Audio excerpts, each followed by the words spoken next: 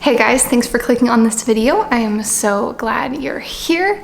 I want to talk about this post that I saw from Justin Bieber on his Instagram. And yes, I do follow Justin Bieber. I actually really like him and I like a lot of his songs. I've listened to him since the good old days of him making covers on YouTube. So I am a fan. So this is not me just like wanting to pick apart a celebrity.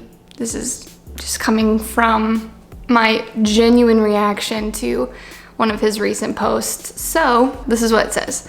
Just a friendly reminder that you are loved by the creator of the sun, moon, stars, galaxies. He is obsessed with you. Talk with him. He's not as far as you may think. He is obsessed with you. Line. All the other stuff in the post is fine. And this is kind of what I would characterize as a truth sandwich. So you have a truth at the beginning, a truth at the end, and you put a lie in the middle where it's kind of hard to distinguish what's true and what's false.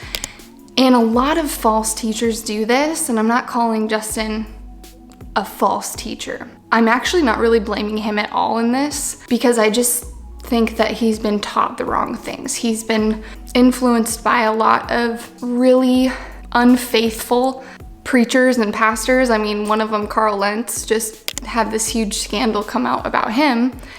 And so I'm not even blaming Justin for thinking these things. I think this has just been regurgitated from what he's been taught. And I think that he's just been taught by the wrong people. Truthfully, it's a very me-centered gospel that he has been taught. And so I want to talk about, is God obsessed with you? And what would that look like? When I hear that, it just makes me feel so uncomfortable to think that the Almighty God could be obsessed with me, a wretched sinner that is so undeserving of love and of grace, and that God would be obsessed with me. This is why words are important, okay? In my previous response video with Stephen Furtick, everybody was just like, context, you didn't understand his context. It's like, words are important and words have meanings. The words that we use to explain God are important. I want to talk about the definition of obsessed. So this is what the dictionary says. When someone is obsessed, they've lost control of their feelings about the object of their obsession. The adjective obsessed is often used simply to mean very interested, which is possible that that's what he was using it as. But when someone is truly obsessed, their interest has become compulsive and they've begun to lose control over it. This is why words are important.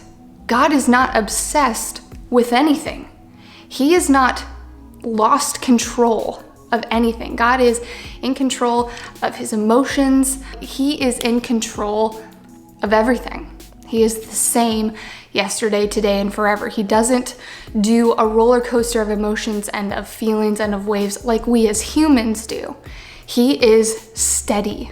That is a good characteristic of God that we don't want to mishandle. Let's think about this in the sense of God is our father to believers that have been adopted by him into his family. We are his sons and daughters.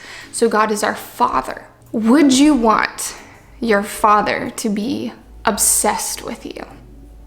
That is not comforting to me. That is creepy, and that is a characteristic of a stalker. In this me-centered gospel that is very popular in celebrity Christians or just celebrity churches, big mega churches and things like that, this me-centered gospel views God almost on the same level as a boyfriend or a girlfriend. It uses the same adjectives. A lot of the popular songs sound like they could be singing to their significant other, but they are supposed to be singing to the God of the universe. And so it dumbs down language when describing God to be on the same level as like your affection toward your significant other to a boyfriend. God is not your boyfriend. Another thing that I get upset with, like dumbed down language to explain God, is when people call like Jesus is my homeboy. It's the Jesus is my homeboy crowd instead of the Jesus is Lord. And there's such a drastic difference in saying I have a relationship with God, he loves me and I love him. But to dumb it down to Jesus is my homeboy is taking him off of the throne and just using him as like something cool and hip, instead of having reverence and honor with your words to describe the God of the universe. Like, he deserves praise, he deserves to be exalted. And yes, he humbled himself to come on this earth in human form. He humbled himself, but God exalted him. It talks about that in Philippians 2. Is yes, Jesus didn't dumb himself down. He humbled himself to be a servant, and then God exalted him above everybody. We try so hard to make God relatable, and we use words that are relatable and easy for people to understand, but the problem is with like this phrase, like God is obsessed with you. It's not true. It's not true at all. God is not obsessed with you. I would be creeped out if God was obsessed with me. The words that we should be describing are words that the Bible uses. And the Bible obviously does not use any of those phrases. How does God view you? Is he obsessed with you? No, he's not. But he loves you. That is true. And that is stated over and over and over in the Bible. Love and obsession is not the same thing, so you can't use them in the same way. God desires a relationship with you. That is true. Desire for relationship and obsession, not the same thing. But we're kind of using these words and we're mixing and matching them to just mean what we want. But words do have meaning. We need to be thinking about how we're actually using them. I've also heard a lot of people kind of use this, God is just waiting around. He's just waiting, earnestly waiting for you to talk to him. And it's like a boyfriend sitting waiting for you to call him. Like, just can't wait for them to call me. So many of these scenarios is just viewing God as like a boyfriend who is in love with you, who is obsessed with you, who is so clingy that he needs you. And that's the other thing. God doesn't need you. He doesn't need me. He doesn't need anyone. He is actually fully self-sufficient. He doesn't need anything or anyone. He is God. He's always been God.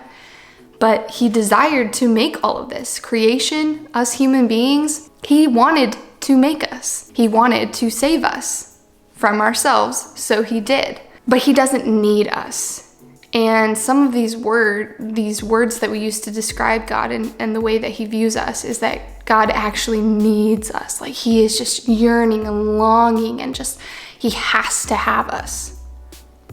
He chooses us, which is amazing in and of itself because he doesn't need us, but he chooses us. That is a true and ultimate sign of love.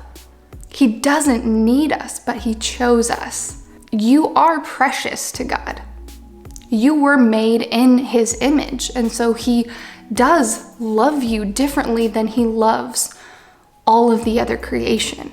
That does not mean that he's obsessed with you or that he needs you, but he does love you in a different way than he loves the rest of creation.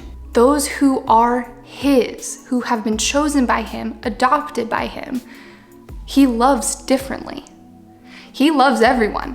He showed that on the cross, dying for everybody's sins. But his children who have been adopted by him, he loves differently. I want to reiterate the fact that I do not think that this is Justin's own philosophy that he's just thought up. I think this has been something that he has learned from people who have influenced him in the me-centered gospel movement, where it's all about me. God is for me. God is to serve me. I can go about, live my life however I want, and God's going to love me no matter what, and God's just gonna do everything for me. Just made a video talking about the gospel and how we can switch it where the focus is not God, but it's on us, and that we are the center of the gospel message instead of God, and how so often that is used to evangelize to people when we put them above God because that feels good to them. So the me-centered gospel feels good, but it's not accurate and it's not true.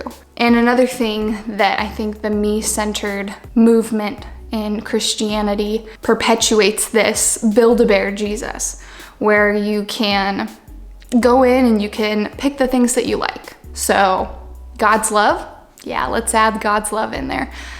God's wrath, nah, leave that out. That's not fun. God's mercy, yes, let's take some of that.